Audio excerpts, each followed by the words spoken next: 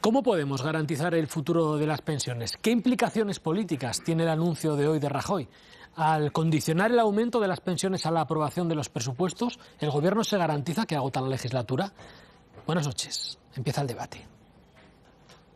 La película de esta semana, en plena precampaña de un 2019 en el que iremos a las urnas al menos 3 veces, las pensiones se han convertido en una de las 10 mayores preocupaciones de los españoles, según el CIS.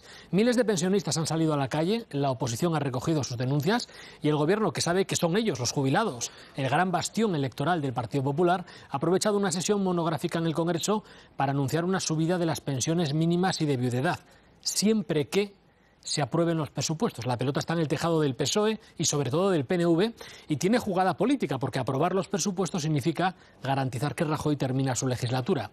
Esta noche analizamos el futuro de las pensiones con Carolina España, diputada y portavoz del Partido Popular en la Comisión de Empleo, con Francisco Polo, secretario de Innovación del Partido Socialista, con Saúl Ramírez, diputado de Ciudadanos en el Congreso, con Gloria Elizo, diputada de Unidos Podemos y vicepresidenta cuarta del Congreso, gracias, con Feliu Guillaumes, diputado del PDeCAT en la Cámara Baja, y con Miquel Legarda, portavoz adjunto del PNV en el Congreso. Pero lo primero es el anuncio del presidente del Gobierno. Ha comparecido en un pleno monográfico en el Congreso, a petición propia, después de que el asunto volviese a la agenda política por las protestas de miles de jubilados en la calle.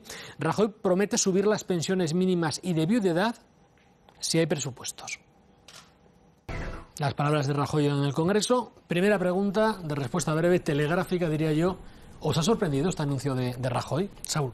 No, a nosotros de luego no nos ha sorprendido en absoluto. De hecho, la única medida innovadora que ha establecido es la reducción en el IRPF a los pensionistas que están ganando entre 12.000 y 14.000 euros, y es una condición que le hemos puesto nosotros para apoyar esos presupuestos. Si esa condición no se cumple, Ciudadanos no apoyaría los presupuestos y, por lo tanto, no nos ha sorprendido en absoluto. Rajoy pide responsabilidad a la oposición para no prometer cosas que no se puedan pagar. Y la pregunta que hoy nos hacemos es, ¿son sostenibles las pensiones? Intenso cara a cara, tal vez más incluso que lo que hemos vivido hoy en el Congreso, ¿no? Ese debate sobre el futuro de las pensiones, en el que hemos escuchado duras críticas al Gobierno. El PSOE acusa a Rajoy de tomarse a cachondeo el Pacto de Toledo. Sucedía hoy en el Congreso de los Diputados, debate monográfico sobre las pensiones, con la misma pregunta que yo le lanzo a mis invitados. ¿Son sostenibles? Saúl. Primero de todo, nosotros no vetamos nada. Debería saber la señora Elizo que quien tiene la prerrogativa de vetar cualquier elemento es el Gobierno. Está en el artículo 134 de la Constitución. Es curioso que digan que nosotros estamos de acuerdo. Lo que pasa es que esto, si no, llevaríamos un conflicto constitucional y al final no podríamos estar hablando de los temas importantes, que es precisamente de la sostenibilidad de las pensiones. Está claro que, de primero de todo, nuestros pensionistas son los héroes de la crisis. Porque es cierto que con su pensión en muchos casos han sostenido toda su familia, a sus hijos, a sus nietos. Y por lo tanto yo creo que entendemos totalmente la protesta. Yo creo que en esta mesa nadie puede decir que no tienen derecho y que no tienen razones para estar protestando por esas pensiones que son pírricas en muchos casos, pero hay que respetarles. Y respetarles empieza por decir claramente que la sostenibilidad y la suficiencia del sistema parte por, primero, actuar con medidas concretas. Una, desde luego a largo plazo, como decía hoy Albert Rivera, empezar a trabajar por la natalidad de este país, pero a corto plazo podemos hablar claramente de que hay que hacer medidas para acabar con la precariedad laboral. Porque todo el mundo sabe que las pensiones de hoy se están pagando con las contribuciones de los trabajadores de hoy. Y hay que hablar de sostenibilidad del presente y del futuro. Si no, si empezamos a hablar del mercadeo que ustedes están estableciendo, y además establece una serie de medidas, ¿no?, con los 2.000 millones del rescate de las autopistas. Voluntad política de invertir en un sitio o invertir en otro. Y eso es política. No, Desde luego, hay una apuesta visto... política que interviene en las autopistas y no interviene para revalorizar las pensiones. Pues entonces me gustaría que, tanto que ya que lo dice usted, podemos apoyarse en los presupuestos de 2018, donde hay medidas claras para mejorar las condiciones de los pensionistas. Como le he dicho antes, hay una medida en la que se exime del impuesto de la renta a los pensionistas desde los 12.000 a los 14.000, y eso supone en el bolsillo directo de los pensionistas entre 33 y 66 euros. Mucho más de ese 1,5 que están planteando. Que yo estoy de acuerdo que podemos plantearlo, pero desde luego hay que pensar ya, de una vez por todas, en dejar tirarnos los trastos a la cabeza, como está haciendo tanto el Partido Popular como el Partido Socialista. El PSOE ha defendido en las últimas semanas, Margarita Robles lo decía esta misma mañana en el Congreso de los Diputados, que la subida de las pensiones se vincule al IPC, al índice de precios al consumo. Pueden ver a la izquierda de sus pantallas la revalorización de las pensiones. Hemos pasado del aumento del 3,5% en 2008, año electoral previo a la crisis, a las subidas del cuarto de punto anual desde 2014. Una cosa es que las pensiones vayan subiendo, más o menos. Otra cosa es que los pensionistas mejoren su poder adquisitivo. Eso depende en parte del IPC. Normalmente estos cada año mejoraban su situación, salvo en los años más duros de la crisis, 2011, 2012. Pero en 2016 y 2017 el IPC ha subido más que el cuarto de punto en que se revalorizan las pensiones. Todo apunta a que en 2018 sucederá lo mismo y los pensionistas perderán poder adquisitivo. Esta que van a ver es la pirámide que nos muestra la evolución del Fondo de Reserva de las Pensiones, lo que llamamos la hucha de las pensiones. Fue creciendo ininterrumpidamente desde el año 2000 hasta el año 2011, en el que el Estado llegó a tener casi 67.000 millones de euros. Desde ese año, el Estado, las políticas de austeridad en plena crisis y el permanente aumento del gasto para las pensiones han dejado la hucha con apenas 8.000 millones. Hoy se refería Rajoy en el Congreso a este descenso de la hucha y decía que la peor crisis de nuestra historia, cuando si no se tenía que utilizar esa hucha, ¿no? En cualquier caso, bueno, la bajada en la hucha de las pensiones es para replantearnos la situación, ¿no? O qué podemos hacer para que claro, no acabe totalmente vacía. En el Pacto de Toledo. Una cuestión, Julio. Decía el representante de Ciudadanos que los pensionistas son los héroes de la crisis. Y yo estoy de acuerdo. Pero lo son porque con sus pensiones, algunas míseras, otras razonables, han sostenido a las que son las auténticas víctimas de la crisis, que no son ellos, sino sus hijos y sus nietos, que han perdido el empleo y que muchos de ellos se han ido al paro, otros son autónomos y no tienen ningún tipo de ayuda por parte del Estado. ¿Cómo podemos asegurar las pensiones con esta evolución? ¿Hacia dónde debe evolucionar el modelo? ¿Cómo conseguimos más ingresos? Veíamos cuál era la hucha y la situación se va a complicar más y más en los próximos años por la demografía de nuestro país, como comentaban nuestros invitados. Si en el año 1975, por cada 100 trabajadores había 19 mayores de 65 años, pueden verlo en este gráfico, en 2015 ya eran 30 y la previsión es que en 2050 por cada 100 trabajadores haya nada menos que 77 mayores de 65 años. Bueno, medidas a corto plazo las hemos puesto encima de la mesa. Esta exención, esta eliminación de la obligación de IRPF, sobre todo para las pensiones más bajas, que son las que nos preocupan más a todos. A medio plazo, nosotros hemos presentado la ley contra la precariedad laboral. Yo creo que está claro que uno de los factores fundamentales para la sostenibilidad del sistema es tener empleo de calidad. Son los trabajadores actuales con sus cotizaciones los que tienen que sustentar el sistema y, por lo tanto, acabar de una vez por todas con ese empleo de baja calidad, ese empleo precario, ese trabajador que está constantemente entrando y saliendo y que, por lo tanto, no tiene salarios indignos, como estaba diciendo el representante del Partido Socialista, al que le pido que nos apoye cuando llevemos esta medida y podamos tener una negociación en enmiendas. Y a largo plazo, yo creo que tenemos claro todos que hay un problema de natalidad en este país. Los datos son demoledores. Vamos a ser el país de Europa más envejecido en el 2050, el segundo del mundo detrás de Japón y, por lo tanto, medidas de conciliación familiar fundamentales. Nosotros hemos establecido una educación infantil entre 0 y 3, está en ese pacto para los presupuestos de 2018, también un aumento de permiso de paternidad fundamental y, por supuesto, en la ley de autónomos establecimos 2 años de bonificaciones para las trabajadoras que se quedan embarazadas, porque es fundamental que recuperemos una tasa de natalidad que hemos perdido en los últimos años. Esto va también de nuestras propias pensiones. Sí, revalorizando las pensiones un 0,25 nos quedamos sin nada. A mí me hace gracia que el Partido Socialista esté ahora diciendo que salga la gente a la calle cuando fueron los primeros que congelaron las pensiones. Ya está bien de echarse los pensionistas a la cabeza. Ya sé que ustedes no tienen medidas, no tienen propuestas y como no tienen soluciones, lo que hacen es decir, no, lo que ha hecho Ciudadanos es pedir rebaja de impuestos. Fuimos nosotros los que pusimos la cuestión de las pensiones sobre la mesa en enero de este año. Es congelar las pensiones. Ustedes lo que quieren es subir los impuestos a la clase media trabajadora, como esa tasa a la banca, que por cierto ha demostrado claramente. Me gustaría que me dejase acabar algún argumento. Ya sé que la educación no es algo de lo que sobre, pero por favor, si me deja acabar.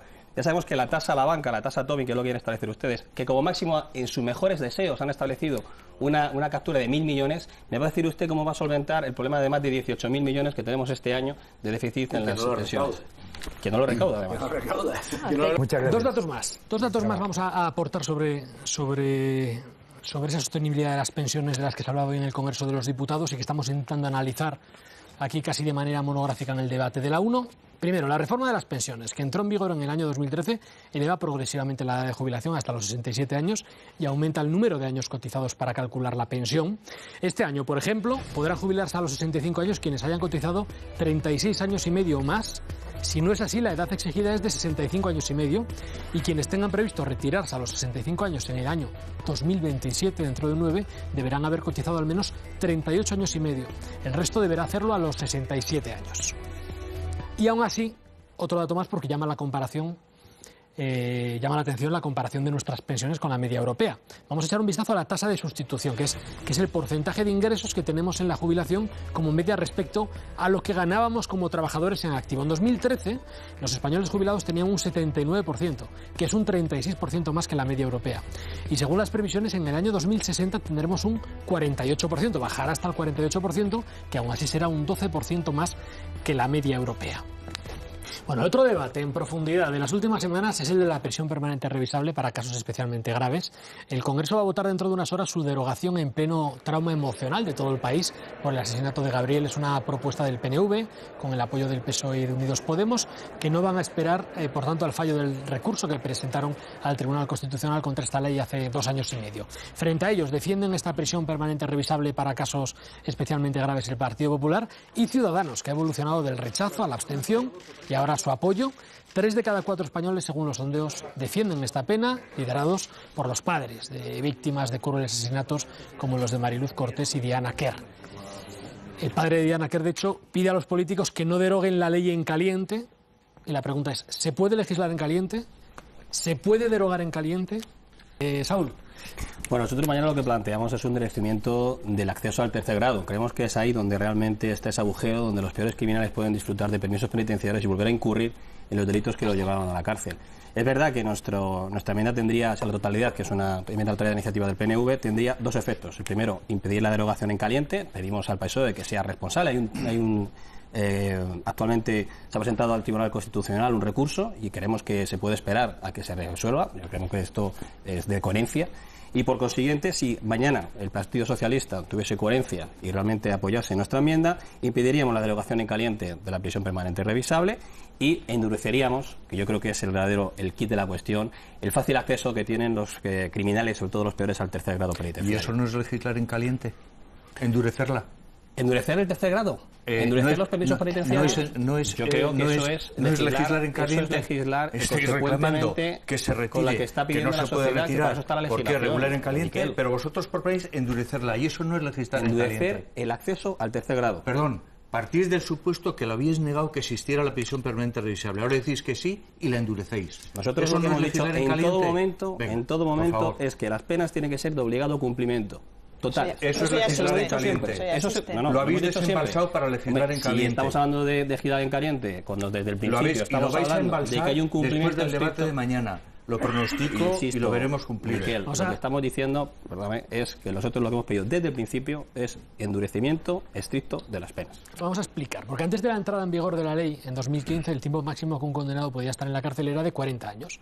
Ahora lo que se hace es revisar la situación del preso a los 25 o a los 35 años del cumplimiento de la condena y decidir si la persona condenada está rehabilitada y puede reinsertarse en la sociedad o no. El Consejo de Ministros ha aprobado un anteproyecto hace unas semanas que, si lograra ser respaldo en el Congreso, algo imposible, vista la correlación de fuerzas, ampliaría el número de delitos penados con 4 más, como decía Carolina. Primero, la desaparición del cuerpo de la víctima, como en los casos de Diana Quer, de Marta del Castillo, cuyo cadáver 9 años después todavía no ha aparecido. Segundo, el secuestro que acaba en asesinato. Tercero, el asesinato con armas químicas o nucleares. Y cuarto, la provocación de un incendio que cause muertes, pues como los ocurridos este verano en Galicia o en el país vecino, en Portugal. Al menos 7 países de la Unión Europea disponen de una pena similar a la prisión permanente revisable española: Francia, Alemania, Italia, el Reino Unido, Bélgica, Austria, Suiza. Pero eso sí, la revisión suele darse entre los 12 y los 26 años. Es decir, España sería uno de los países más duros en su aplicación. Estos son los datos, para partir de ahí analizarlos. Ahí la posición de Ciudadanos es muy clara. En su pacto con el Partido Popular quería derogar la prisión permanente revisable y ahora está absolutamente a favor. Es decir, no hay ningún interés en solucionar los problemas. Lo que quieren es ganar votos con el sufrimiento de la gente, y a mí eso es lo que me parece más vergonzoso. Supongo que el representante del Partido Socialista se referiría al pacto con el Partido Socialista. En el pacto con el Partido Popular no hay ninguna derogación de la prisión permanente revisable. En cualquier caso, estoy de acuerdo con Feijóo. Es que nosotros, precisamente, en la enmienda que presentamos, lo que intentamos es precisamente acabar con esas medidas que tú has denominado, cuando menos de forma arbitraria, que es un agujero en el que se está colando muchos de los delincuentes, de los criminales peores, que vuelven otra vez a la sociedad. Creo que estas medidas son necesarias. Lo único pero que he dicho es la afirmación que he hecho antes de ¿Alguien conoce a alguien que haya cumplido su pena íntegramente? Seguramente no, por eso yo no lo Bueno, hay perfiles, Lo que sí me gustaría es dejar claro que lo que pretenden los ciudadanos mañana es... y algún criminal más o menos famoso también ha cumplido de forma absoluta sus penas. Saúl. Quiero insistir que realmente el verdadero problema de nuestro sistema penitenciario es el fácil acceso a los permisos y al tercer grado. No es verdad. Paco, yo te pido que, por favor, que volvéis a la coherencia. Habéis hecho un recurso en el Tribunal Constitucional contra la prisión permanente revisable. Esperemos que realmente resuelva el Tribunal Constitucional y a partir de ahí adoptaremos las medidas. Que mañana no se deroga la prisión permanente. Mañana se deroga, lo tengo clarísimo. Se vota tu enmienda y la nuestra suya, enmienda, que es de endurecimiento. Nada más. Cumplimiento estricto de las... Creo que han quedado claras las posturas de una pregunta, todos los Ciudadanos, partidos. ¿puedo hacerle? Las circunstancias que han cambiado para que se tomara en consideración la derogación de la prisión permanente hace unos meses y por qué se cambia ahora mismo de posición en el Club de Saúl, Ciudadanos. responde una frase, por favor. Sí, ya he dicho claramente, nosotros lo que queremos es endurecimiento y cumplimiento de las penas y endurecimiento del acceso al tercer grado, que es realmente el agujero donde se están colando. Lo he dicho claramente, Gloria. Mientras en España seguimos sin acuerdos, como decía Juan, entre los grandes partidos en pensiones, en educación, en justicia, en financiación autonómica y en un largo etcétera, el Parlamento de la mayor potencia europea, Alemania, ha dado hoy luz verde al cuarto gobierno de Merkel. Acaban de ver, los dos principales partidos pactan un gobierno conjunto en Alemania y aquí no llegamos a acuerdos ni para asuntos de Estado como la educación. Ronda rápida de cierre, última intervención. ¿Es un problema de las políticas o es un problema de los políticos? Saúl. Bueno, yo creo que en esta legislatura, desde luego, sí que se han llegado a acuerdos. Yo creo que hay que tener un talante negociador. Algunos entienden el talante negociador como cambio de opinión. Y yo creo que, desde luego, si alguien ha demostrado que puede llegar a acuerdos, tanto con el Partido Socialista como con el Partido Popular, como con otros acuerdos, también con Podemos, en comisiones muy concretas como en Empleo y Seguridad Social, es Ciudadanos. Yo creo que, desde luego, hay que tener esos principios que decía Filiu, pero esos principios, cuando se trata del bienestar del conjunto de la sociedad española, pues muchas veces hay que hacer concesiones. Y yo creo que, desde luego, en esta legislatura podemos alcanzar y debemos alcanzar acuerdos muy importantes. Hablaba el catedrático de la UNED del Pacto Nacional por la Educación. Yo creo que es algo fundamental y, desde luego, si alguien está trabajando para que eso sea a buen puerto, que es fundamental además para tener la mejor generación de la historia, ese será Ciudadanos. No quedó claras. Empezó la cosa con autocrítica, pero luego la autocrítica se ha ido diluyendo. Vamos a echar un repaso a los cronómetros, a los marcadores, a ver cómo hemos aprovechado el tiempo.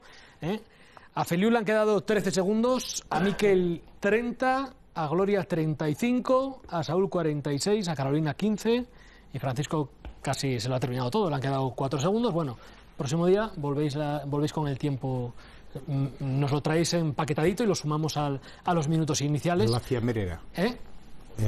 En una fiambrera, en un tupper está bien. Seguiremos analizando estos acuerdos en las próximas semanas. Gracias a todos. Hasta aquí este espacio de reflexión que intenta entender la realidad con algo más que un par de titulares.